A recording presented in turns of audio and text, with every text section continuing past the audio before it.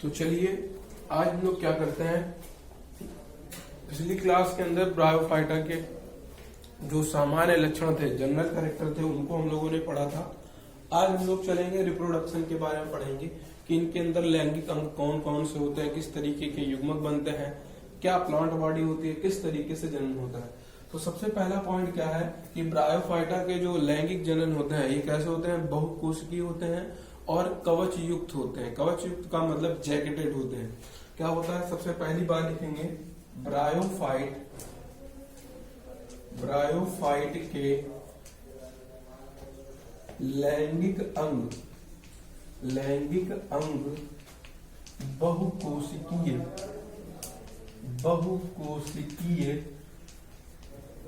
व कवच युक्त का क्या मतलब है, जैकेटेड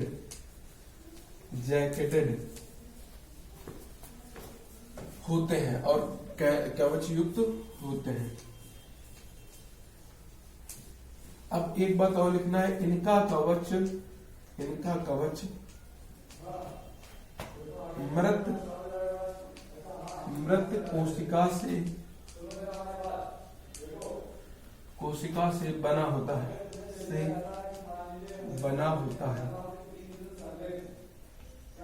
अच्छा, एक बात ये हो गई कि जो ब्रायोफाइट है इनका जो लैंगिक अंग है ये क्या होते हैं भैया, ये जो है कवच युक्त होते हैं, बहुकोशिकीय होते हैं और साथ ही साथ क्या होते हैं, जो इनका कवच होता है वो किस कोशिका से बना होता है, मृत कोशिकाओं से बना होता है।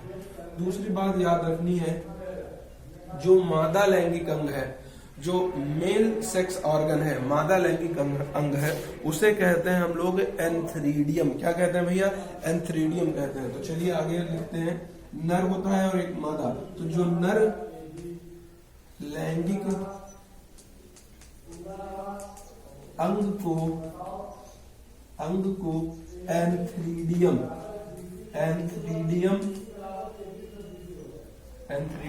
कहते हैं। जो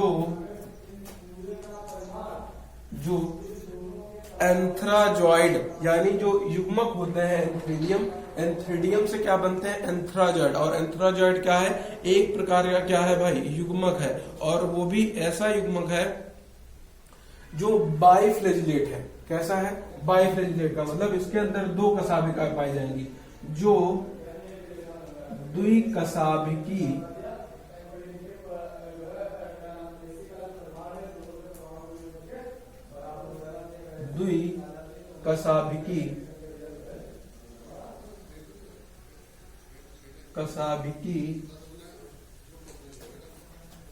एंथेरोजॉइड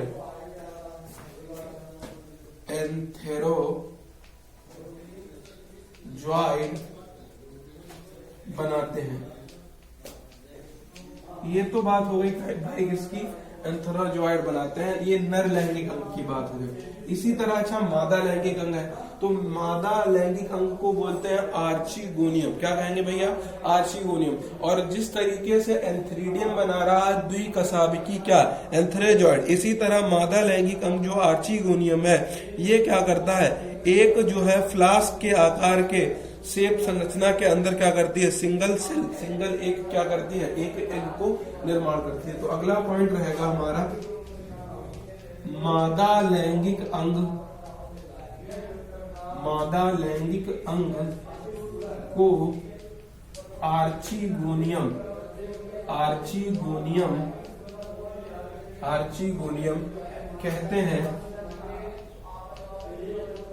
कहते हैं। जो फ्लास्क शेप और इसको हिंदी में क्या कहेंगे, सुराही के आकार का, जो फ्लास्क शेप या सुराही के आकार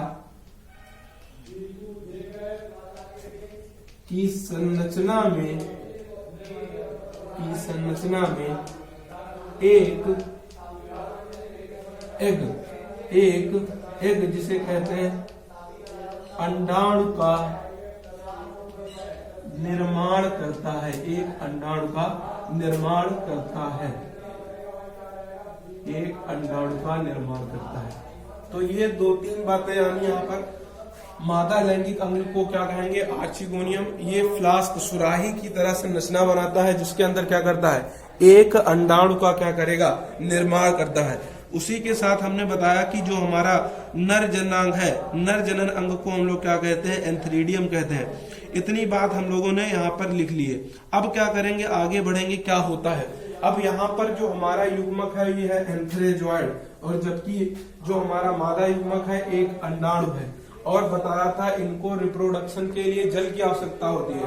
तो क्या होगा, एंथ्रोजॉइड जाएगा पानी के अंदर, और कैसे आगे बढ़ेगा, क्योंकि इसके पास द्विकशाभिका है, ये तैरता रहेगा और आगे बढ़ता रहेगा। तो एंथ्रेजॉइड पानी के अंदर जाकर किसके संपर्क में आ जाता है, आर्चिगोनिया, जो फ्लास्क शेप है आर्चिगोनिया, आर्चिगोनिया के संपर्क में आकर अंडाणु से क्या हो जाता है, फ्यूज हो जाता है, जुड़ जाता है।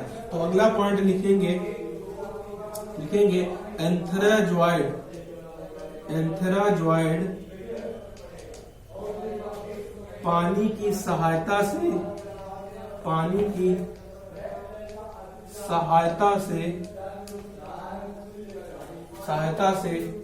आर्चिगोनियम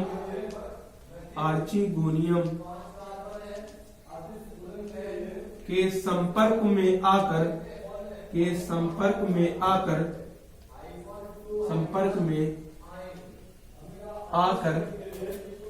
अंडाणु से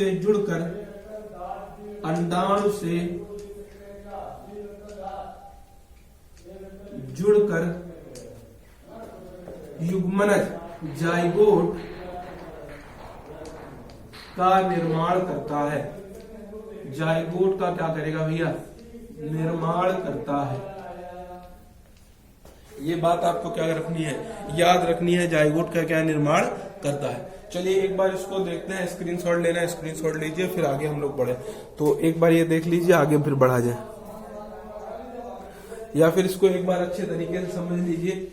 जो जनन है, ब्रायोफाइटा के जो लैंगिक अंग है या जननांग है, जो उन जननांग को हम लोग क्या कहते हैं, दो भागों में डिवाइड कर दिया है। कैसे हुआ है, सबसे पहले आपको ये याद रखना है कि जो ब्रायोफाइट के जननांग है ये कैसे होते हैं, बहुकोशिकी और कवच युक्त है। यानी वो किससे ढके रहते हैं, कवरिंग से ढके रहते हैं, कवच युक्त होते हैं, जैकेटेड होते हैं। फिर दूसरी बात, जो नर जनन अंग है, यानी जो नर लैंगिक अंग है, उसको हम लोग एंथ्रीडियम कहते हैं, और एंथ्रीडियम से एंथ्रेजॉइड बनते हैं। और जो एंथ्राजॉइड बनता है वो कैसे होते हैं, द्विकशाभिकी। मान लीजिए ये एंथ्राजॉइड है हमारे, ये इस तरीके से एंथ्राजॉइड बन रहे हैं, और इनके पीछे द्विकशाभिका इस तरीके से लगी रहती है। तो एक और दो कशाभिका हो गई, और ये एंथ्राजॉइड पूरा हो गया। और फिर क्या है, मादा लैंगिक अंग को आर्चिगोनियम कहते हैं, जो फ्लास्क शेप की संरचना में एक अंडाणु का निर्माण करता है। तो अब यहाँ पर अगर हम लोग आर्चिगोनियम को बनाए, तो मान लीजिए ये हमारी हो गई फ्लास्क शेप संरचना, और इसके अंदर एक ये अंडाणु हो गया। तो ये हो गई आर्चिगोनियम, और ये हो गया उसका अंडाणु।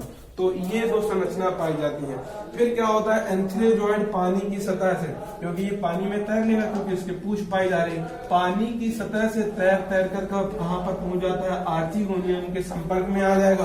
और फिर क्या होता है, अंडाणु से जुड़कर के किसका निर्माण कर देता है, जाइगोट का निर्माण करता है। एक बार इसको लिखेंगे, फिर हम लोग स्क्रीनशॉट लेंगे, फिर आगे के टॉपिक में बढ़ते हैं। चलिए इसका एक बार स्क्रीनशॉट ले लीजिए आप लोग।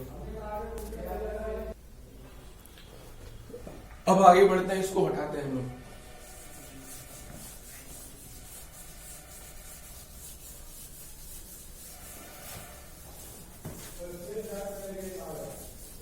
इसको एक बार फिगर की मदद से भी हम समझा देंगे आपको। चलिए अगली बात देखते हैं। अब जाइगोट हमारे पास बन करके तैयार हो गया है, तो शायद 4 पॉइंट हो गया था, 5वां पॉइंट है। अब जैसे ही जाइगोट बनता है, तो जाइगोट में आपने पढ़ा होगा कि वो क्या कर लेता है, जाइगोट जो है तुरंत ही विभाजन कर करके आगे संरचना बनाता रहता है। लेकिन यहाँ पर क्या होता है, जाइगोट तुरंत ही जो है अर्धसूत्री विभाजन नहीं करता है। वो क्या करता है, एक बहुकोशिकीय संरचना बनाता है, जिसे कहते हैं हम लोग स्पोरोफाइट। स्पोरोफाइट जिसे हम लोग कहते हैं हिंदी के अंदर बीजाणुविद संरचना बनाता है। तो लिखेंगे जाइगोट तुरंत जो है जाइगोट क्या करता है, तुरंत अर्धसूत्री विभाजन नहीं करेगा। जाइगोट क्या करता है, तुरंत ही जो है अर्धसूत्री विभाजन नहीं करता है। तो जाइगोट तुरंत अर्धसूत्री विभाजन नहीं करता है, नहीं करता है,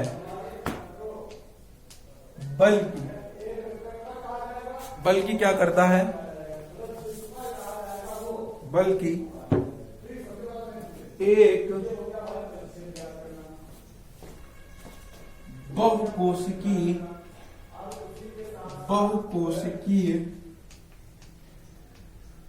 बीजाणुद्भिद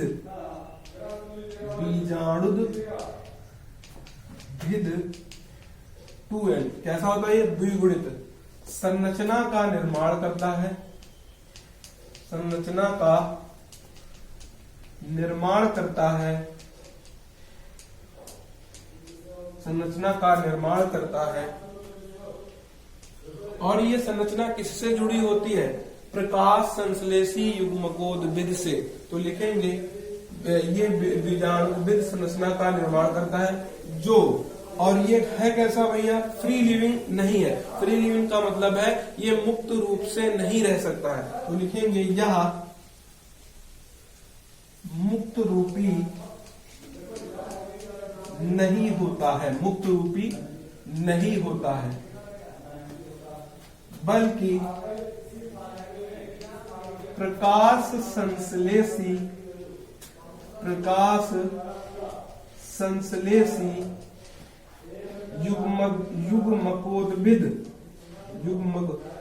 युग्मकोद्भिद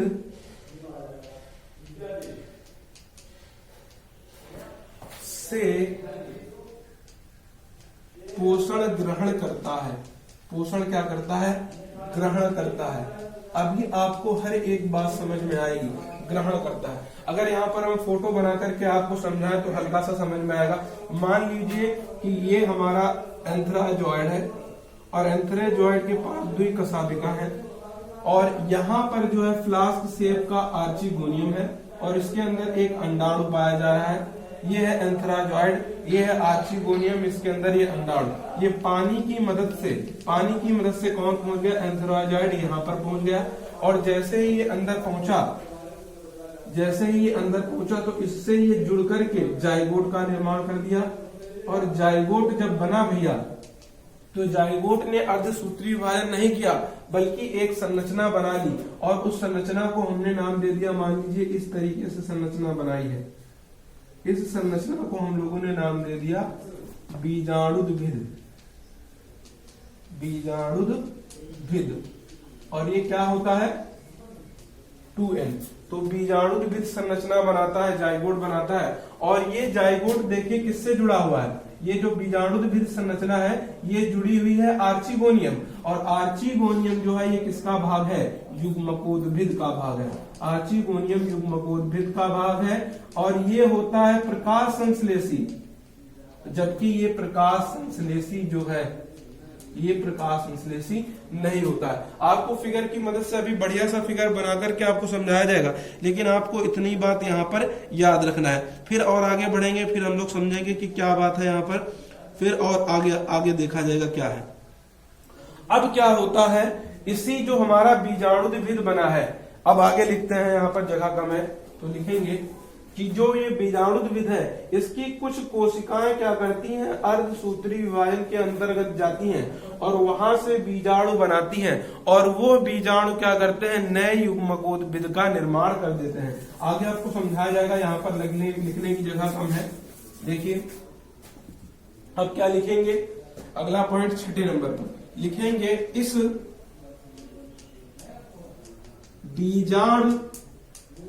बीजाणुद्भिद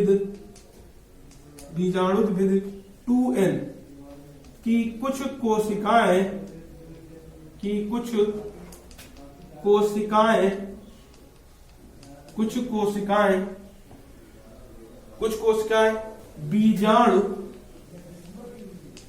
बीजाणु, और बीजाणु कैसा होता है, कुछ कोशिकाएं अर्धसूत्री विभाजन की मदद से, बीजाणु कुछ कोशिकाएं अर्ध सूत्री विभाजन की मदद से बीजाणु का निर्माण करती हैं। बीजाणु का निर्माण करती हैं। यह बीजाणु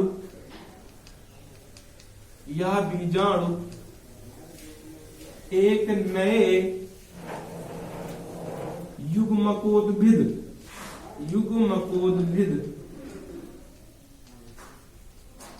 एन का निर्माण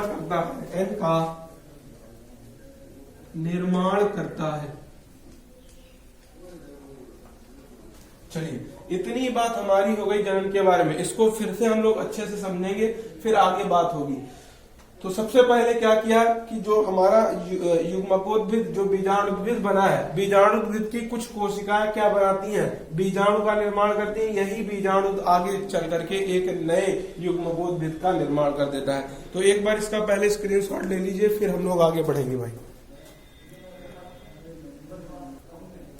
चलिए, अब हम लोग क्या करते हैं, एक बार डायग्राम की मदद से जितना कुछ पढ़ाया आपको हर एक बात को जो है समझाते हैं। तो चलिए स्टार्ट करते हैं। इसको फिगर की मदद से इसको एक बार अच्छे से पढ़ लीजिए, फिर इसको समझिए, बहुत ही आसान लगेगा। तो इसको हटाते हैं, फिगर की मदद से हम लोग पढ़ेंगे।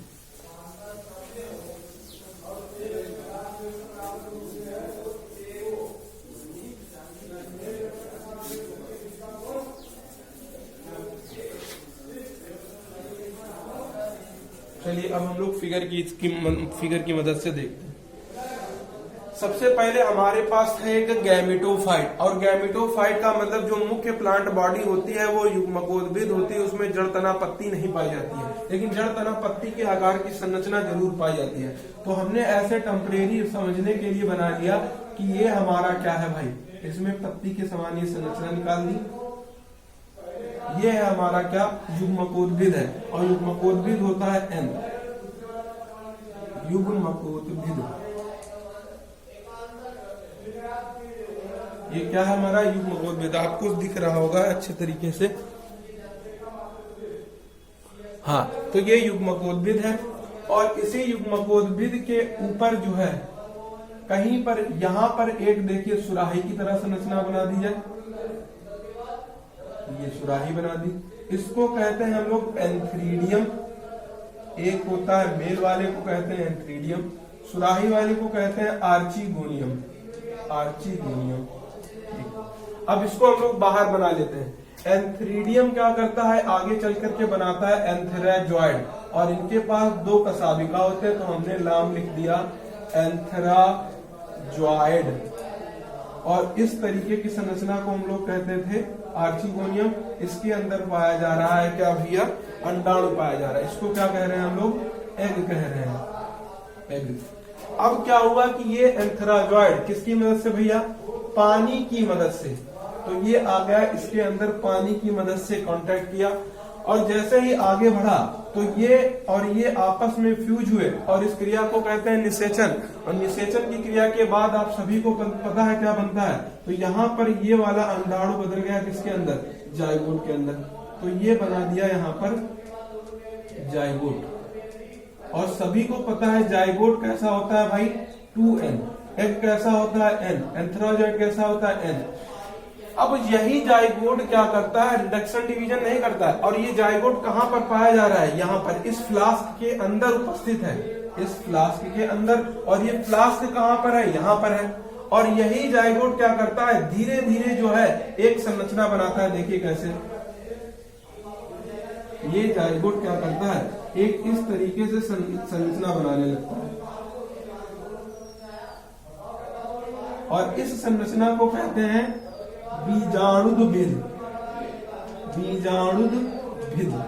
अच्छा, जब हमारा जाइगोट 2n है तो उसके ऊपर जो संरचना बन रही है बीजाणुद्भिद वो भी 2n, और ये सुराही पाई कहाँ जा रही भाई, इसके ऊपर ही। तो यहाँ पर एक संरचना बनाते हैं, और ये हो गया हमारा प्लांट। और इसी के ऊपर ये भाई संरचना निकल आई। इसी के ऊपर देखिए इस तरीके से संरचना निकल आई। ठीक, और ये है हमारा क्या भैया, ये है हमारा युग्मकोद्भिद, तो इसको लिखेंगे युग्मकोद्भिद। और ये कैसा है भाई, एन है, और प्रकाश संश्लेषण करता है, तो इसीलिए लिखेंगे ये प्रकाश संश्लेषी है। ठीक, और ये कैसा है, ये है बीजाणुद्भिद, और ये क्या है 2n। अच्छा बताइए कौन निर्भर है, बीजाणुद्भिद निर्भर है युग्मकोद्भिद पर, तो लिखेंगे ये निर्भर है। और फिर क्या होता है कि इसी की कुछ कोशिकाएं, इसकी कुछ कोशिकाएं क्या होती हैं, अर्धसूत्री विभाजन करेंगी,